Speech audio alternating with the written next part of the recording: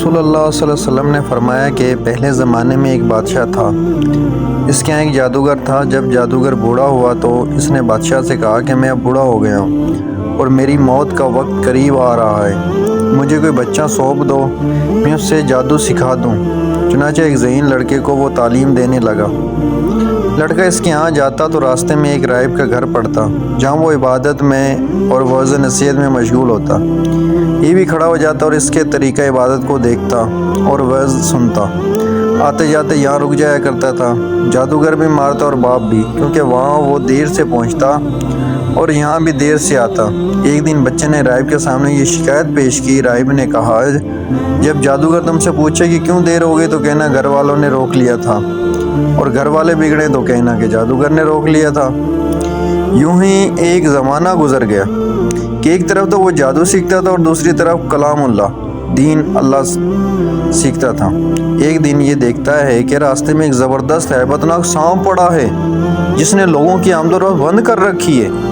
ادھر والے ادھر اور ادھر والے ادھر ہیں، اور سب لوگ ادھر ادھر پریشان کھڑے ہیں۔ اس نے اپنے دل میں سوچا کہ آج موقع ہے کہ میں امتحان لوں، راہب کا دین اللہ کو پسند ہے یا جادوگر کا۔ اس نے ایک پتھر اٹھا کر اور یہ کہہ کر اس پر پھینکا کہ اے اللہ، اگر تیرے نزدیک راہب کا دین جادوگر کی تعلیم سے زیادہ محبوب ہے تو اس جانور کو اس پتھر سے ہلاک کر دے تاکہ لوگوں کو اس بلا سے نجات مل جائے۔ پتھر لگتے ہی وہ جانور ہلاک ہو گیا اور لوگوں کا آنا جانا شروع ہو گیا۔ اور پھر لڑکے نے جا کر راہب کو خبر دی کہ اس نے کہا، پیارے بچے، آج کے دن تو مجھ سے افضل ہے، اب اللہ کی طرف سے تیری آزمائش ہوگی، اگر ایسا ہوا تو لوگوں کو میری خبر نہ کرنا۔ اب اس بچے کے پاس حاجت مند لوگوں کا تانتا بن گیا۔ اس کی دعا سے مادرزاد اندھے، کوڑی اور ہر قسم کے بیمار اچھے ہونے لگے۔ بادشاہ کی ایک نابینا وزیر کے کان میں یہ بات پڑی۔ وہ بڑے تحفے تحائف لے کر حاضر ہوا اور کہنے لگا کہ مجھے شفا دے دے تو یہ سب کچھ تجھے دے دوں گا۔ اس نے کہا، شفا میرے ہاتھ میں نہیں، میں تو کسی کو شفا نہیں دے سکتا۔ شفا دینا واحد اللہ وحدہ لا شریک ہے، اور اگر تو اس پر ایمان لانے کا وعدہ کرے تو میں دعا کروں۔ اس نے اقرار کیا۔ بچے نے اس کے لیے دعا کی، اللہ نے اسے شفا دی۔ وہ بادشاہ کے دربار میں آیا اور جس طرح اندھا ہونے سے پہلے کام کرتا تھا اسی طرح کام کرنے لگا۔ اس کی آنکھیں بالکل روشن تھیں۔ بادشاہ نے متعجب ہو کر پوچھا کہ تجھے آنکھیں کس نے دیں؟ اس نے کہا، میرے رب نے۔ بادشاہ نے کہا، ہاں، یعنی میں نے دی ہیں۔ وزیر نے کہا، نہیں، میرا اور تیرا رب صرف اللہ ہے۔ اب بادشاہ نے اس کی مار پیٹ شروع کر اور طرح طرح کی تکلیفیں دی اور پوچھنے لگا، تجھے یہ تعلیم کس نے دی؟ آخر اس نے بتایا کہ میں نے اس بچے کے ہاتھ پر اسلام قبول کیا ہے۔ اس نے اسے بلایا اور کہا کہ اب تم جادو میں کامل ہو گئے ہو، اندھوں کو دیکھتا اور بیماروں کو تندرست کرنے لگے ہو۔ اس نے کہا، غلط ہے، میں کسی کو شفا نہیں دے سکتا، نہ جادوگر ہوں، شفا اللہ کے ہاتھ میں ہے۔ وہ کہنے لگا، اللہ تو میں ہی ہوں۔ اس نے کہا، ہرگز نہیں۔ بادشاہ نے کہا، پھر تو میرے سوا کسی اور کو رب مانتا ہے؟ تو اس نے کہا، میرا اور تیرا رب اللہ ہے۔ اس نے اب اس بچے کو طرح طرح کی سزائیں دینی شروع کر دی، یہاں تک کہ راہب کا پتہ لگا لیا اور راہب کو بلا کر کہا کہ اسلام چھوڑ دے۔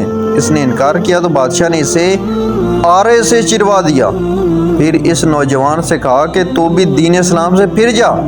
اس نے بھی انکار کیا تو بادشاہ نے اپنے سپاہیوں کو حکم دیا کہ اسے فلاں پہاڑ کی چوٹی پر لے جاؤ، وہاں پہنچ کر بھی اگر دین سے باز آ جائے تو اچھا ہے، ورنہ اسے لڑکا دیں۔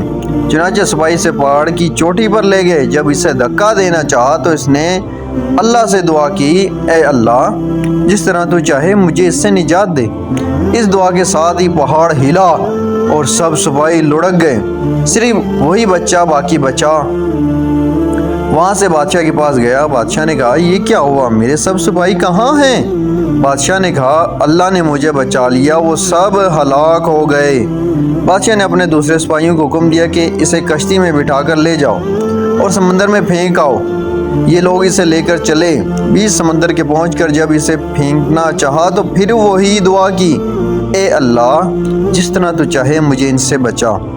دعا کے ساتھ ہی موج اٹھی اور سارے کے سارے سپاہی سمندر میں ڈوب گئے، صرف وہی بچہ باقی بچا۔ پھر وہ بادشاہ کے پاس آیا اور کہنے لگا، میرے رب نے مجھے بچا لیا، اور اے بادشاہ تو چاہے کتنی تدبیریں بھی کر لے تو مجھے ہلاک نہیں کر سکتا۔ صرف ایک صورت ہے جس طرح میں کہوں، اگر تو اس طرح کرے تو میری جان نکل سکتی ہے۔ اس بچے نے کہا تمام لوگوں کو ایک میدان میں اکٹھا کرو اور پھر کھجور کے تنے پر مجھے سولی چڑھا اور میرے تیر کو میری کمان پر چڑھا اور بسم اللہ پڑھ کر تیر میری طرف پھینک، وہ مجھے لگے گا اور میں مر جاؤں گا۔ بادشاہ نے یہی کیا، تیر بچے کی کن پٹی میں لگا، اس نے اپنا ہاتھ اس جگہ رکھ لیا۔ چاروں طرف سے یہ آوازیں بلند ہونے لگی، ہم اس بچے کے رب پر ایمان لائے۔ یہ حال دیکھ کر بادشاہ کے ساتھی بڑے گھبرائے اور کہنے لگے ہم تو اس بچے کی ترکیب سمجھے ہی نہیں، دیکھیے اس کا کیا اثر ہوا۔ سب لوگ دین اسلام میں داخل ہو گئے۔